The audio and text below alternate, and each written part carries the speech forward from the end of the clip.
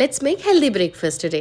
So first ఒక బౌల్లో 1 cup మినప్పప్పు, హాఫ్ కప్ జొన్నలు, హాఫ్ కప్ సామలు, హాఫ్ కప్ కొర్రలు, హాఫ్ కప్ రాగులు, హాఫ్ కప్ అటుకులు అండ్ 1 టీ స్పూన్ మెంతులు వేసుకొని బాగా మిక్స్ చేసుకొని ఒక 1-2 టైమ్స్ వాష్ చేసి పక్కన పెట్టుకోండి.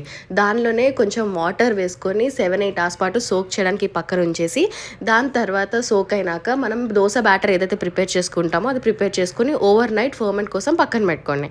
నెక్స్ట్ డే మార్నింగ్ అందులో కొంచెం ఉప్పు వేసుకొని బాగా మిక్స్ చేసి సేమ్ దోశ ప్యాన్ మీద ఎలా అయితే దోశలు వేస్తామో అలానే వేసేసుకొని నెయ్యి కానీ బటర్ కానీ ఆయిల్ కానీ వేసుకొని అటు ఇటు కాల్చుకొని తింటే లిటరలీ గాయ్స్ చాలా టేస్టీగా హెల్దీగా మిల్లెట్స్ దోశ అయితే రెడీ అయిపోతుంది. ఇది ఉట్టిగా కూడా చాలా బాగుంటుంది.